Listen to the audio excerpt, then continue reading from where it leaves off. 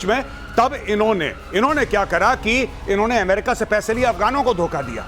फिर उसके बाद 9/11 हुआ। 9/11 के बाद इन्होंने अमेरिकन से दोबारा पैसा लेके दोबारा तालिबान को धोखा दिया, और जब इनको यह लगा कि अमेरिकन वापस जाने वाले हैं तो इन्होंने तालिबान की तरफ से जाके अमेरिकन को धोखा दिया। बाकी सब तो ताजा वाली बात आप कर रहे हैं। सिएटो सेंटो जरा 2 लाइन में समझा दीजिए क्या है। देखिए, एक ये ग्रुपिंग बनी थी 50s और 60s में, सिएटो और सेंटो, और उस जमाने में ये अमेरिका के शुरू में बड़े क्लोज आए थे। तो क्या था कि चाइना के साथ अमेरिका के रिलेशनशिप थे नहीं उस जमाने में, तो पाकिस्तान ने उस वक्त भी दलाली खाई थी।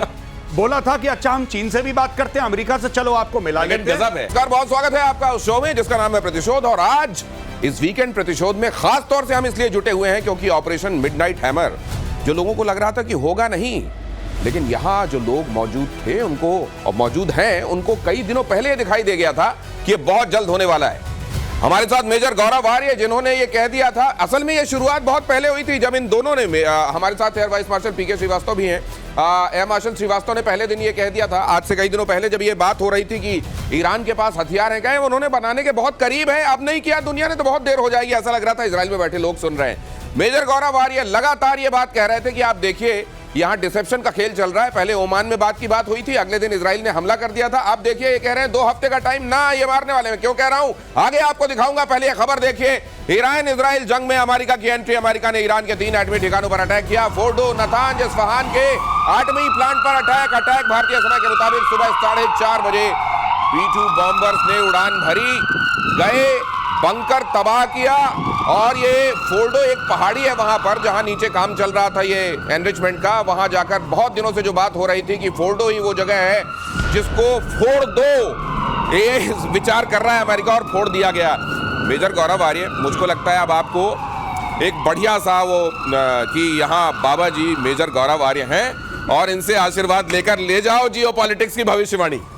नहीं, ऐसा नहीं, बट जो मैंने दिनेश देखा इसमें होते हुए काफी समय से, हम लोग देखते हैं, सर भी यहाँ पे हैं, मेरे सीनियर हैं, हम लोग ये देखते हैं कि ऑप्शंस क्या हैं, क्या क्या हो सकता है। 1 हो सकता है, 2 हो सकता है, 3 हो सकता है, और इन 3 में से सबसे ज्यादा पॉसिबल क्या है। अगर कोई ये कहता है कि मेरे पास एक पहाड़ है, पहाड़ के अंदर एक न्यूक्लियर फैसिलिटी है, और न्यूक्लियर फैसिलिटी के बिल्कुल वो 200 फुट नीचे है, और इजराइल के पास कोई हथियार नहीं है, तो फिर सेकंड ऑप्शन ये होता है कि भाई अगर इजराइल के पास नहीं है तो किसके पास है। बोला साहब ये तो अमेरिका के पास है। अच्छा, डोनाल्ड ट्रंप जो है वो मान जाता कि आप लॉजिकल थिंकिंग पे सब कुछ कहते हैं। जी। अगर आपने ये ना कहा होता ये मीर जाफर है, मुनीर नहीं है, ये मीर जाफर है, आप इतना करीब कैसे देख लेते हो चीजों को। जरा देखिए क्या क्या बातें हो। यहां तो आप देख रहे हो हुआ क्या, आप सब यहां पर देख रहे हैं। प्यूरिफिकेशन प्लांट था, एनरिचमेंट प्लांट था, यूरेनियम को शुद्ध किया जाता था, परमाणु हथियार बनाने के बहुत करीब थे। कई दिनों से इस पर अटैक कर रहा था इजराइल, लेकिन उसका हैमर उतना काम कर नहीं रहा था। तो आज बड़ा वाला 100 सुनार की एक लोहार की टाइप से वो लेके आए, उन्होंने फोड़ दिया। लेकिन सवाल ये है सर, रेडियो एक्टिविटी तो रिपोर्ट की नहीं जा रही है। अगर वहां फूट ही गया होता और वहां जो बम रखे हैं बनाए वाले वो अगर फूटे होते तो कुछ तो रिपोर्ट होता। फुकुशिमा टाइप नहीं होगा, चेर्नोबिल टाइप नहीं होगा। आप ऐसे सोचिए, चेर्नोबिल नहीं होगा, फुकुशिमा नहीं होगा, नहीं होगा, रेडिएशन नहीं होगा। होगा क्या? वो बता रहे हैं। होगा ये कि जो ये जिस उससे बॉम्ब से मारा है वो 2.6 इंच 2 फीट 6 इंचेस का ही है। अच्छा। इतना बड़ा छेद करता है। उसका नाम है मैसिव ऑर्डिनेंस पेनिट्रेटर। वो पहले 200 फुट पेनिट्रेट करके अंदर जाएगा, उसके बाद फटेगा। जब फटेगा तो सारी चीज उसके ऊपर आ जाएगी। तो किधर का रेडिएशन, तो दब गया। और आपको पता है अभी उनकी अच्छा, आप ये कह रहे हैं कि ऊपर का मलबा जाके उसमें गिर जाएगा तो रेडियो एक्टिविटी को बाहर आने का टाइम नहीं बात कर रहे हैं। असल में ये कब्र बना दी गई उन बमों की, पूरी कब्र बन गई है 300 फुट नीचे। पूरी दुनिया ये कह रही है, और खुद ईरान ये कह रहा था। एक सेकंड, ये अगला फ्लैश कीजिएगा, लेकिन उससे पहले ईरान ये कह रहा था कि रेडियो एक्टिविटी तो रिपोर्ट होती, हमने तो पहले ही वहां से अपना माल गायब कर दिया था। दुनिया भी ये सोचने लगी कि वाकई अगर फोड़ा है, इतना बड़ा हथौड़ा मारा है, तो फूटने के बाद रेडियो एक्टिविटी रिपोर्ट होती, वहां क्यों नहीं मिल रही है? क्या वाकई पहले से सरकार लिया था माल वहां से? ऐसा नहीं है, कब्र बन गई है। लेकिन एक चीज है, आपने ये जो बात कही थी, कहते हैं ये B-2 बॉम्बर्स भी जब वहां गए, पाकिस्तान के एयर स्पेस का इस्तेमाल रिफ्यूलिंग के लिए हुआ, पता नहीं हुआ कि नहीं हुआ, ऐसी बातें भी चल रही हैं। आपने कहा था कि ये जो दावत हो रही है अमेरिका में, ये दावत नहीं हो रही है, ये मुनीर को बताया जा रहा है कि कहां कहां पर हम मौजूद होंगे, क्या क्या करेंगे, और तुम चुपचाप बैठे रहना, हो सके तो नोबेल के लिए हमको प्रपोज कर देना। जी, आपने ये कहा था, जरा मैं दिखाता हूं, ये दिखाइए जरा मेजर गौरव आर्य ने क्या कहा था, उसके बाद बात करते हैं। कई बार बोला था और प्रतिशोध पे बोला था कि पाकिस्तान का बहुत अहम रोल है। ये जो इसको खाना खिला रहा है ना वहां पे बुला के व्हाइट हाउस में, जो इनकी तारीफें कर रहा है कि देखो पाकिस्तान कितना अजीम मुल्क है, कोई अजीम मुल्क नहीं है। बेसिकली मीर जाफर को पैसे पहुंच गए। जो पाकिस्तान ने करा है, ईरान की पीठ पे खंजर उतारा है। पाकिस्तान इज अ बैकस्टैबर नेशन, ये धोखेबाज मुल्क है और इन्होंने इस्लामी बिरादरी मुल्क होने का ढोंग रचा और ढोंग रचने के बाद इन्होंने गद्दारी करी है। और इस कदर कि अब पाकिस्तान में भी मुनीर मीर जाफर के नाम से पुकारे जा रहे हैं। धन्य हैं आप। नहीं साहब, धन्य तो मुनीर है और मुझे लगता है कि डोनाल्ड ट्रंप और नेतन्याहू को एक बार so called field marshal Asim Munir को थैंक यू बोलना चाहिए, क्योंकि असली में उनका डिस्कशन हो ही नहीं रहा है। देखिए, जब आप आपको किसी के पीठ पे खंजर उतारना है दिनेश, तो सबसे पहले आपको उससे गले मिलना पड़ता है।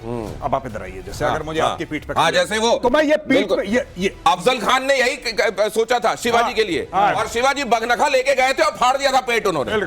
जी, जो वहां पे छत्रपति शिवाजी महाराज के खिलाफ करने की कोशिश करी थी इसने अफजल खान ने, तो यही रोल अदा करा इन लोगों ने कि चलो। अब इन्होंने क्या करा कि ये गए, इनको सबसे पहले वहां पे खाना वाना खिलाया, पहली चीज। दूसरी चीज बोला कि हाँ बड़े ग्रेट लीडर हैं। बीच में ये चेक काट के दे रहे हैं धनाधन धनाधन धनाधन। मैंने एक और बात बोली थी कल परसों आपको बोली थी कि पाकिस्तान को आप खरीद नहीं सकते, लेकिन पाकिस्तान को किराए पे ले सकते हैं, और पाकिस्तान को किराए पे ले लिया अमेरिका ने। और ये भी देखिए जरा, ये भी देखिए, ये भी कहा गया था, ये भी सुन लीजिए। उसके बाद आगे आपको ले चलते हैं, आज की गतिविधियों के बारे में बताते हैं।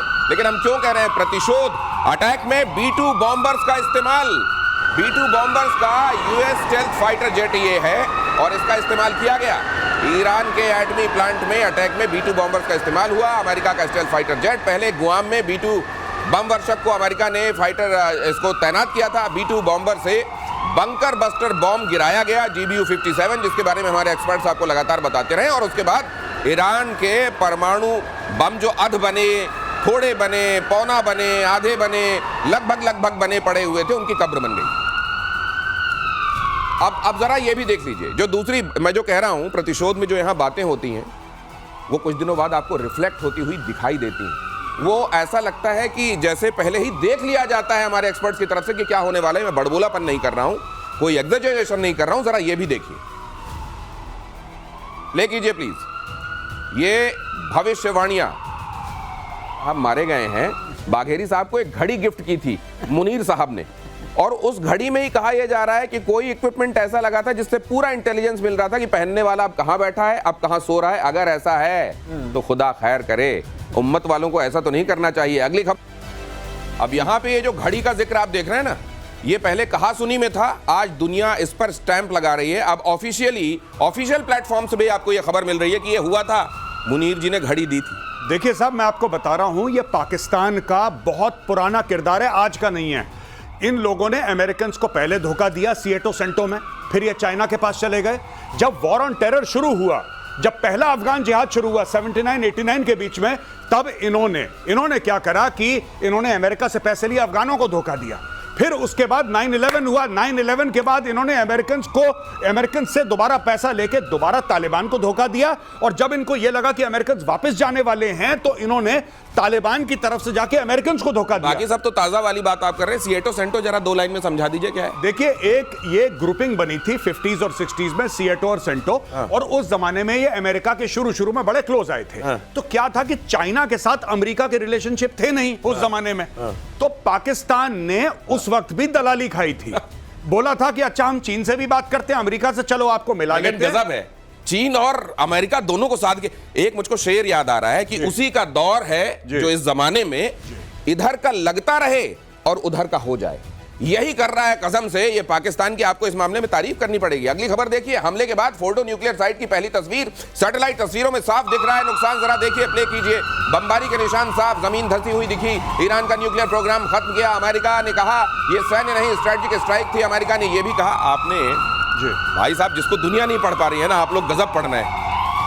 एयर मार्शल पीके श्रीवास्तव और मेजर गौरव आर्य, आप लोगों ने कहा था कि ये डिसेप्शन का खेल चल रहा है, ये 2 हफ्ते वो हफ्ते कुछ नहीं, कुछ आप देखोगे कहीं भी कार्रवाई हो जाए। ये कैसे दिख गया था आपको श्रीवास्तव सर? देखिए, ये जब तक ये हुआ है, जब ट्रम्प ने कुछ बोला है, इसका मतलब कुछ और होने वाला है। इनकी वो नियत है कि जो मैं बोलता हूँ वो करता नहीं, और जो सोचता हूँ वो बोलता नहीं, तो इसमें आपको बीच में लगाना पड़ता है। तो खई रही बात इसकी, जब इनके फाइटर्स, आपको याद होगा जब आपने एक बार कहा था शो में कि इनके कतर के फाइटर्स दिख नहीं रहे हैं, दिख नहीं रहे, आपने कहा था हैंगर में चले गए, तो और कहा था ये जो बॉम्ब शेल्टर में जा रहे हैं इसका मतलब कुछ होने वाला है और जल्दी होने वाला है। एक बात वो उसी लिए अब वो हटे। आपने इनका डिसेप्शन देखा, गुआम को भेजा था, E2 गुआम गए थे, और जो यहाँ आके मार रहे हैं वो दूसरे हैं। राइट। और ये जो सैटेलाइट पिक्चर्स आप दिखा रहे हैं, जिसको बोल करके बहुत सारे लोग ईरान में बोल रहे हैं कुछ नहीं हुआ, कुछ नहीं हुआ, क्योंकि जब 200 फुट जाके फटेगा तो ऊपर क्या दिखेगा? ऊपर क्या दिखेगा? तो गिर गया है, ऊपर का मलबा वहीं पे जाके गिर गया। अब ये जरा ये 3H वाला दिखाइए। मेजर गौरव आर्य लगातार ये कहते रहे हैं कि क्यों ईरान को परमाणु नहीं देना चाहती है दुनिया, या अमेरिका नहीं देना चाहता है, या इजराइल कह रहा है कि भाई इसके पास तो परमाणु नहीं होना चाहिए। ये 3H वाला दिखाइए, ये किस तरीके से ईरान का, असल में ये लोग कह रहे थे कि ईरान अपने पास नहीं रखेगा, हिजबुल्लाह हमास हूती के पास चला गया और इन्होंने फोड़ दिया, तो आप किसकी जाके कॉलर पकड़ोगे, सैंक्शन लगाओगे? और इसीलिए नहीं, क्योंकि बहुत सारे लोग कह रहे हैं ना कि अमेरिका के पास अगर एटम है और उसने जापान पे गिराने का उसका इतिहास भी रहा है, तो वो कैसे मॉनिटर बन के आ रहा है कि इसके पास रहेगा, इसके पास नहीं रहेगा? देखिए, दो बातें हैं, मैं सिर्फ एज एन इंडियन बताता हूं आपको। कुछ समय पहले आपने रिपोर्ट सुनी होगी कि हमास वाले पाकिस्तान ऑक्यूपाइड कश्मीर में थे। बिल्कुल, वहां पे वो जैश ए मोहम्मद और लश्कर ए तैयबा, पहलगाम उसी के बाद हुआ था। पहलगाम उसी के बाद हुआ था। तो आपको क्या लगता है, आप चाबहार को एक कोने में रखो, कई इंडियंस कहते हैं बड़ी अच्छी दोस्ती है रेजिम के साथ और $3 अरब का चाबहार में इन्वेस्टमेंट है, उसको 1 मिनट कोने में रखो। आपको क्या लगता है कि खमेनेई को या फिर ईरान की जो सीक्रेट सर्विसेज हैं, खुफिया एजेंसी, उनको नहीं पता था कि हमास वहां के पीओके में आ रहा है और हमास वहां पे उनको डायरेक्शन दे रहा है? भाई साहब, ये सब जियोपॉलिटिक्स का चेस का गेम है। अगर इनके पास न्यूक्लियर वेपन आ जाते ईरान के पास, ये कश्मीर में आग लगा देते, ये आग लगा देते कश्मीर में। ये और इन्वेस्टमेंट वाली बात भी समझनी पड़ेगी। 2000 रुपए आपने कहीं लगाए हैं, अब आपको लग रहा है 20 रुपए लगा के वो 2000 रुपए आप ले सकते हैं, तो वो 20 रुपए लगाइए जो आपके पास आखिरी बचे हैं, वरना उन 20 रुपए को कहीं और इन्वेस्ट कीजिए, वरना वो 2000 के चक्कर में ये 20 भी चले जाएंगे, कपड़े देने की नौबत आ जाएगी। अगली खबर देखिए, अमेरिका के हमले के जवाब में ईरान ने इजराइल पर दागी मिसाइलें। IRGC का दावा, इजराइल पर सबसे बड़ा अटैक किया, इजराइल के 14 अहम ठिकानों को बनाया निशाना। हाइफा, तेल अवीव के मिलिट्री और रिहायशी ठिकानों पर ईरानी मिसाइलें गिरी। अगली खबर भी देखिए, ईरान के सरकारी मीडिया का बड़ा दावा, ईरान ने पहली बार, ये जो सर लगातार आप बता रहे हैं, ये शिकन, खैबर शिकन, ये आप नाम भी जब ले रहे थे मेरे को लग रहा था ये थोड़ा ये अरब फारसी टाइप का है, लेने मुश्किल। खैबर शिकन, पहली बार इसका इस्तेमाल किया, थोड़ा करके बोलना पड़ता है। खैबर मिसाइल को, खैबर शिकन मिसाइल को इजराइल पर दागा। ईरान का सबसे एडवांस मिसाइल खैबर शिकन, ये खुर्रम शहर 4 भी कह, ये बड़े सारे नाम दिए हैं सर। ये नाम ये है कि वाकई ये इनकी सबसे जबरदस्त मिसाइल है। अच्छा, सबसे जबरदस्त। मैंने आपको पहले भी आपके शो में बताया था कि ये जो आती है 150 किलोमीटर से नीचे, जब अंदर ऑल्टीट्यूड में, मतलब आपके एटमॉस्फेयर से बाहर है, आती है, तो ये कार्बन कंपोजिट्स की बनी हुई है। अच्छा, तो दिखती नहीं रडार पे। ओके। और उसके बाद EW रेजिस्टेंस है, मतलब अगर आपने EW से इसको इलेक्ट्रॉनिक वॉरफेयर से, भ्रम में डालने की कोशिश की तो भ्रम में नहीं आएगी। और तीसरी बात यह है कि इसका प्रिसिशन बहुत अच्छा है। यही है इनके पास, दिखेगी नहीं, भटकेगी नहीं और अचूक है, अचूक है, और मैनेवर करती है आते समय आखिरी बार टारगेट लगने से पहले। ओके। खैबर शिकान, लेकिन इनके पास, ऐसा मत डरिए, बहुत सारे नहीं है, थोड़े से हैं हाइपरसोनिक्स। और 13 गुना ज्यादा चलती है ध्वनि की रफ्तार से। ध्वनि की रफ्तार से 13 गुना ज्यादा। खुर्रम शहर 4। इसलिए दिक्कत हुई, आपने जो देखा, जो सुबह चित्र आ रहे थे, इसीलिए दिक्कत हुई इजराइल को। लेकिन इसका तोड़ है, ऐसा न समझें दर्शक कि ये बेतोड़ चली जाएगी और बेताज बादशाह की तरह मारती रहेगी, कम है। और अब ईरान को सोचना पड़ेगा कि इतने सारे लोग आसपास खड़े हैं, इतनी घटनाएं हो चुकी हैं, क्या मैं अपने खजाने को खाली कर दूं? सरस्वती चंद्र का गाना याद आ रहा है, फूल तुम्हें भेजा है, खत में फूल नहीं मेरा दिल है। अब आज की तर्जुमानी में इसको देखिए, ये क्या भेजा जा रहा है और क्या है, जरा देखिए। आवाज की रफ्तार से 13 गुना ज्यादा।